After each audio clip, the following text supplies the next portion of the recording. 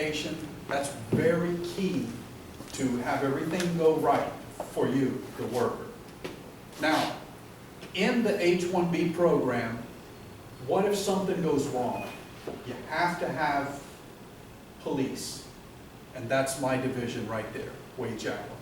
We make sure that the labor condition application, which states everything that the employer is going to do and has to do, that is fulfilled. And if not, then hopefully you'll give us a call. And you won't be scared if they try to scare you into not calling. Does that go on? Okay. Oh yeah. The employer, yeah, the employer will try to scare you. Don't fall for that. Give us a call. We'll help you. And also, you know, kids want to know if you guys are going to tell that name when they call you to the employer. Oh no, all investigations are confidential. They'll never know who called. Never know. And the investigations are all done the same. So here are the agencies that get involved. The ETA, another part of the DOL, U.S. Department of Labor, approves the LCA. So the employer goes on the website and online fills out through the online application is through iCert. They enter everything in there. Next stop, it goes to USIS. They approve it. Department of State issues the visa, and we make sure that everything goes smooth and you get your money. Because why are you working? Money, right? We make sure you get your money. All right, so let's talk about the LCA.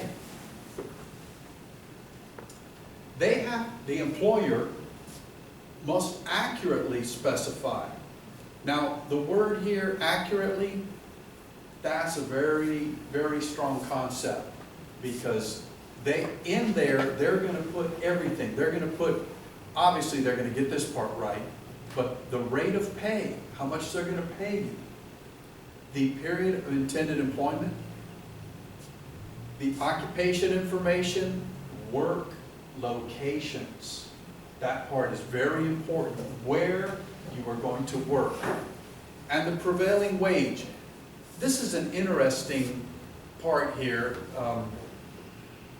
I'm very interested in wages. We use a prevailing wage in the Department of Labor for a lot of things, from government contracts right up through the H program. Prevailing wage, the word prevailing is what wages are common in the area that you will be working, prevailing in the area. So that's a very key thing here. Now, the employer, when they do this LCA, they have to figure out what wage they're going to pay you. It has to be the higher the actual. Now, if they have other workers doing what they want you to do, they already have established a wage. If they don't, they're going to have to look around the area and see what's prevailing, what's common for that area. Pay for non-productive time. We are going to talk in some length about this, because this is an area where they'll trick you. And I want you to be educated and be aware so that it won't happen to you. And offer benefits on the same basis as offered to U.S. workers. They can't treat you any different. If the American worker is getting this pay and these benefits, you get it too. Now, one thing the employer cannot do is, if the workers go on strike, he can't bring in visa workers to take over. That's a no-no. First, they have to get the issue of the strike taken care of and everybody back to work, and then they can bring in the H-1B. So if there's a strike or a lockout, H-1B workers cannot be placed there. Okay. Notification. In most of these labor laws, from the Fair Labor Standards Act, which is the little book, the little pamphlet, the blue and white one that has WHD, all workers are subject to that. And these laws run concurrently. And just because you're here on an H-1B, that's not the only rules that the employer has to follow. They also have to follow this. Minimum wage, overtime after 40 hours, these are the rules of the game for the Fair Labor Standards Act. And an important thing to understand is the labor laws protect the worker, not the citizen, not the green card holder. We never ask if you're here legally or illegally. We protect workers, period. So I know some state agencies are very funny about that. We're not a state agency, we're a federal agency, and we protect all workers. You don't have to have all your documents in place for us to help you. We help the workers, not the status. Okay, so they have to notify people if there's a union where they're working. They've got to notify the union. They've got to, post for 10 days at 2 conspicuous locations. And then this has to be documented. I've popped people for not doing this before. They think that they're going to be slick. But these are things that have to be documented. Or they can post it electronically. That's more and more common with the modern world. Everybody has cell phones and a web portal for the employees of the company to go to and such. It's more and more that's happening, and a copy is provided to the H-1B worker. H-1B, here is material facts. Material facts is what they're putting in the LCA. This is what they say to the federal government: we are going to do this. And they put in what the occupation of the H-1B worker is going to be, how many they need, the rate of pay, the period of employment, very important. And the work location is very important. They can't bring you over to work in one area and then put you somewhere else for any more than a very temporary type of thing.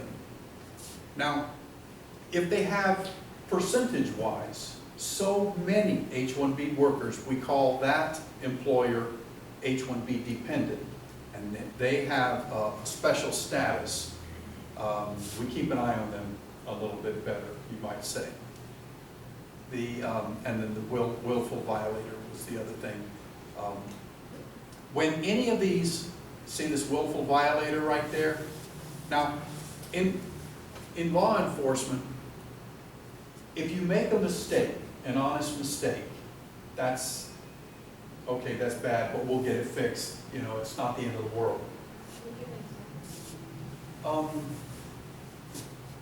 You honestly, you were supposed to submit a form and you didn't know about it and it wasn't in there. Okay, we'll get you to fix that, get the form in there, and you're good to go. But let's say you're willful. That means you knew that you were supposed to have that in there, and you didn't do it. You knew that you were supposed to advertise the job in the newspaper, but you didn't do it. You willfully did not do that. That's the type of thing that gets people in trouble. Any law enforcement, just not Department of Labor. I mean, the FBI, the local police, anybody in law enforcement looks at violations differently if it's a mistake or if they really knew and they did it anyway. That's what will really get you in trouble. So, misrepresentation of a material fact. Failure to exercise reasonable care and diligence. You have to do these applications correctly. You have to do it right. You can't just go in there and slap some things together and think that's going to work. Believe me, they look at these very carefully. If you make a false statement, that's willful. And if it's more than inadvertent error, that is going to constitute willful. And Department of Labor will not look at that very favorably. Okay. Obligation to pay. They can't just bring you over here to work and take their sweet time about getting things going. So they had to put some kind of a guideline. So there's your guidelines. You don't reside in the U.S. not later than 30 days after that worker's admitted, or if you already live here, not later than 60 days after that worker becomes eligible. Here's what I really hope that you folks will learn, so that this is a bad thing, and I don't want it to happen to any of you if you're ever work on an H-1B visa. But when I was an investigator, I got so many calls on this that and there were so many games that the employer played. So let's just talk about this so that it doesn't happen to you. Remember, in the LCA, the employer has to say that they're going to employ you for this period of time.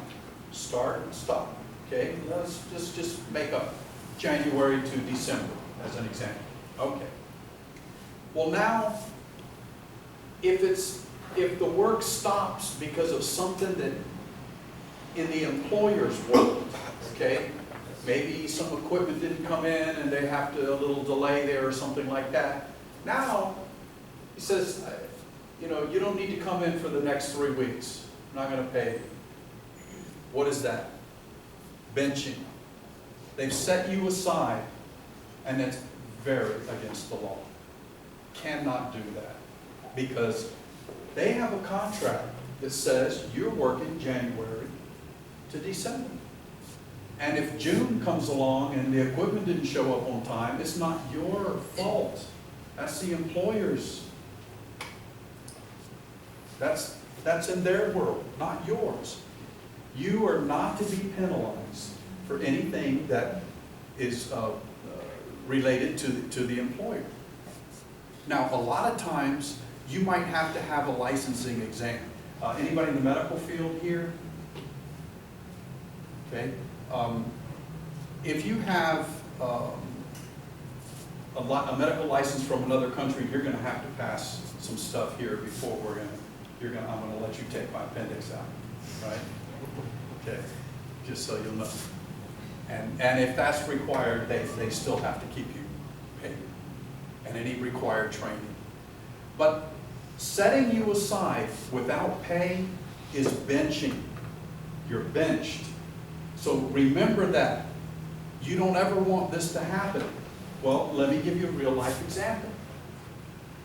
I investigated a software company up in Jacksonville, and I'm looking at the records, and I'm seeing a hole in the payroll. Uh-oh, red flag. And I go to the employer and I say, why are these workers not being paid for this week? He says, oh, they went on vacation. Curious that the vacation was at the end of the project and the other project hadn't started, because quite often in software, it's one project, you get done, you go to another project. There was a little hole in there. Well, the LCA said they were going to be continually employed. Project 1 ended, Project 2 had not started yet, and so suddenly all these people were on vacation. And when I went and I do interviews to the employees, to the H-1B workers, I said, why did you go? I was voluntary. Now, I knew the person well enough at that point in time that voluntary was not in their vocabulary.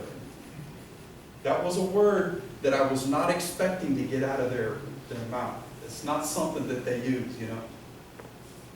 So they were coached to say what they thought that I would believe, when in fact the very word that they use tips off, because investigators are people that are very curious about details. A lot of times, everything is in the details. So if you just listen carefully, then you'll know that this person was coached. They told them that they were going on vacation without pay. Now, what if you take time off to get married? That's for your benefit. I don't have to pay you for that if you take off. But that's where the games are played, okay?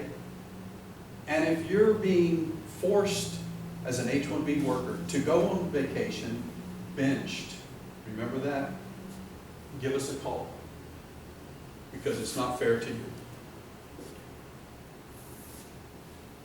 They have to pay you until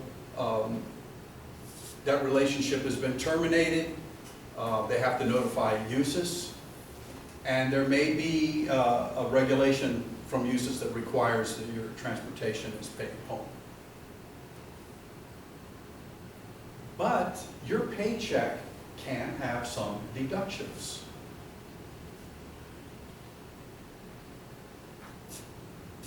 Voluntarily authorized. Now, I noticed a deduction in one of the HB workers. It was $100 a month. And I said, what is this for? He said, well, I needed a scooter. Wanted a scooter to get to work. I said, man, that's dangerous, especially, where they were. You're gonna get killed. But I needed a scooter, and my boss gave me the money, and I'm just paying him. Nothing wrong with that at all. That's perfectly okay. If the boss loans you some money and you pay it back that way, it's no problem. That's okay. That's perfectly all right. Because it's for the benefit of the employee. But if the boss says, you have to buy this old scooter from me. I'm tired of looking at it in my garage. You must buy this from me. Now that's wrong. All right? Y'all know the difference because you're laughing. Some of y'all are laughing more than others. Did you have to buy a scooter? Okay. Now, if they give you lodging, if they give you a place to live, they cannot make a profit on it. Anything they give you, in the Fair Labor Standards Act, there's a section called 3M, and what that means is they can pay you other than money.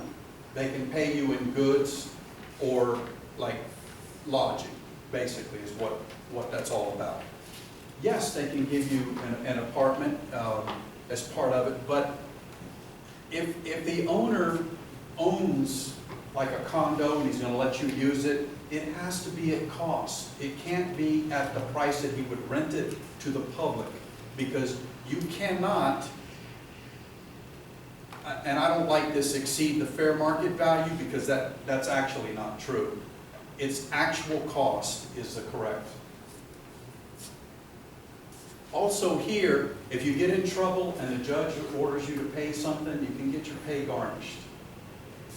But we do have limits, and that is another one of the laws that wage hour enforces.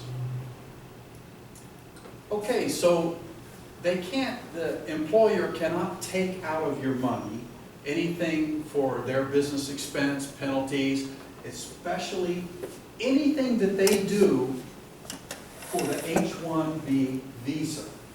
Any of those fees, they cannot charge you, because it's not your visa. It's their visa. They cannot, any of those costs, they cannot charge you. So if you're ever on an H-1B visa and you are charged any of those fees, please call wage hour. And where do you call wage hour? Right in the back of that book. Confidential, no problem. Okay. Sorry, this thing is not working yet. Okay, whistleblower protection. You're protected. Don't worry about it. Just give us a call. We're not going to tell them your name. Don't worry. We're not going to do that. This right here, the public access file, this is, to me, this is the most amazing thing of the H-1B program. Do you know the employer has to keep a folder that anybody, any of us here today, anybody in public can walk into that company. You have H-1B workers here? Let me see the file. Your grandmother can go over there and say that. Anybody can do that. That is absolutely unbelievable to me. Because when I do investigations, sometimes I have such a hard time getting any records from the employers. You know, they fight me every bit of the way. Here is a part of the law that makes the employer give the record to anybody that walks in and asks for it. It's a public access file. So let's see what's in there. It's at their principal place of business or the place of employment. And what's in there? The LCA and the cover pages.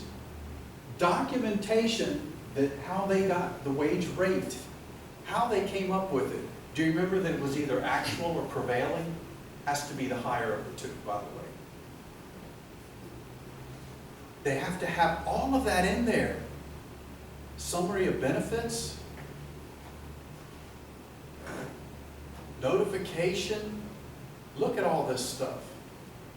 This is available to the public.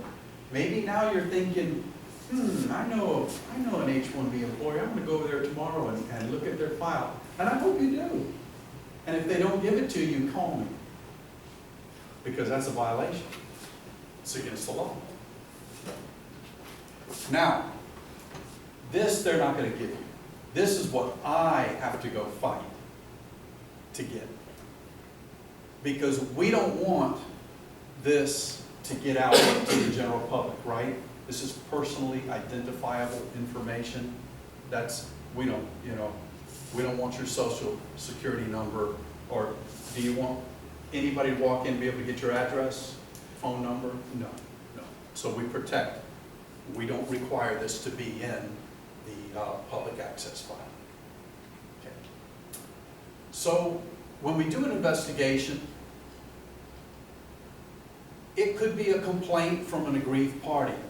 That means it could be a worker, it could be a competitor that said, wait a minute, I'm doing everything right and I'm paying a lot of money, and this guy over here, he's cutting corners and he's cheating. It's not fair to me. And it's not fair.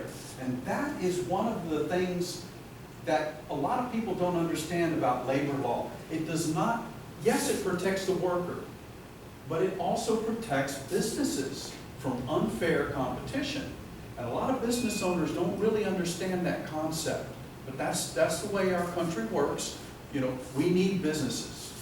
That's how we generate. We need businesses to be successful so that they'll hire more workers, bring the unemployment number down. We need that to happen. So we need to protect our good businesses and get rid of the cheaters. 12 months, right there. So, if there's a violation that happens to you, when should you speak up? Right away. Don't be scared. Call us. Willful violators, these are the bad people, and we're going to keep an eye on them for 5 years. Yeah, we are. We're going to keep an eye on them for 5 years. And here's some of the things.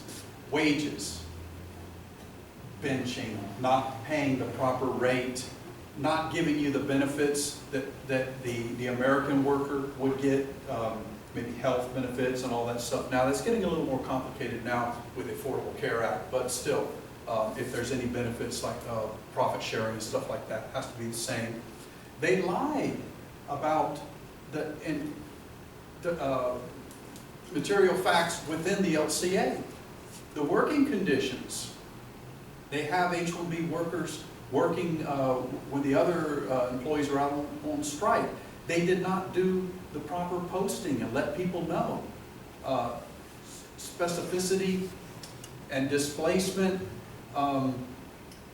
Displacement both at the main area, and sometimes if they will place an H-1B worker at a secondary location, they have to do a lot of these things, notification and such. Charging you for their expenses on getting the H-1B visa. They can't charge you for that, any of that. That's their business expense. Petition fees.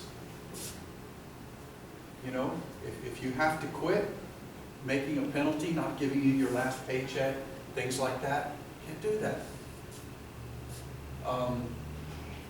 Failure to, there's that public access document again, failure to do it, that's a violation.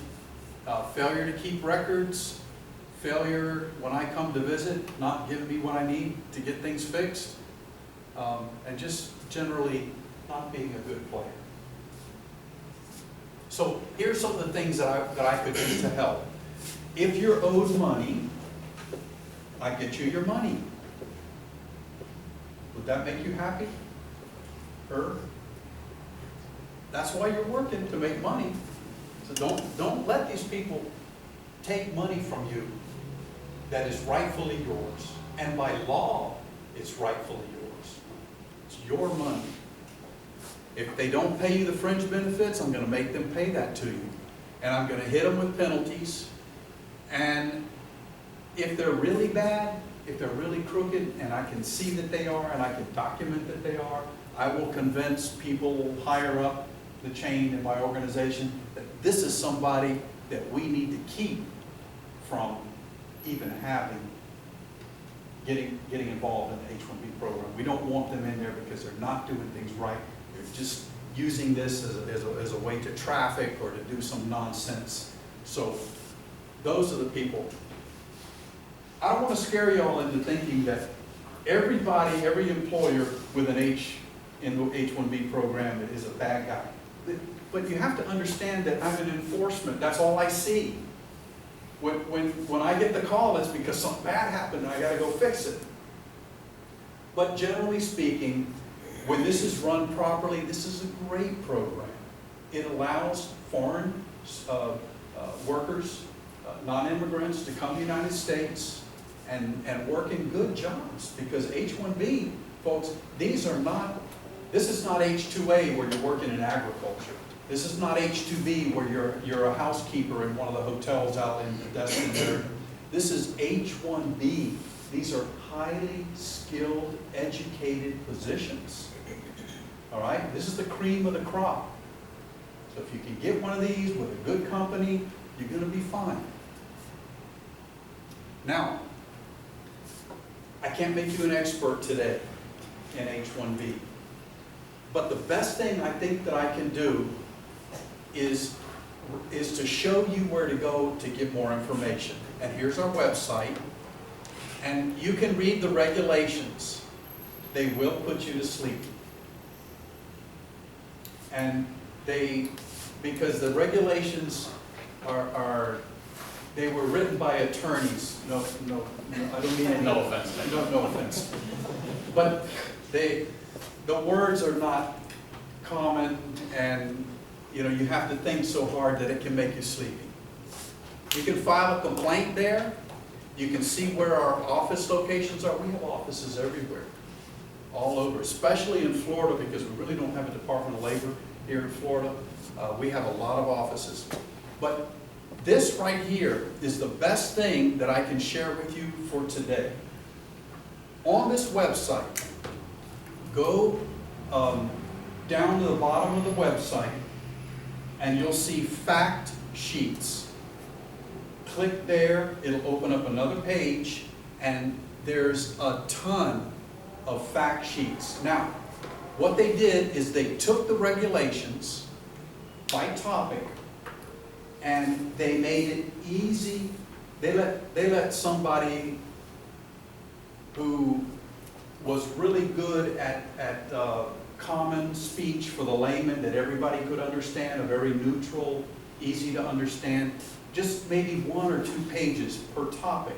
So like if you go to 68 or 62A through Z, there's a lot of them for H-1B. You can see just a page or 2 about that topic. Like if you want to know more about LCA, click on that one.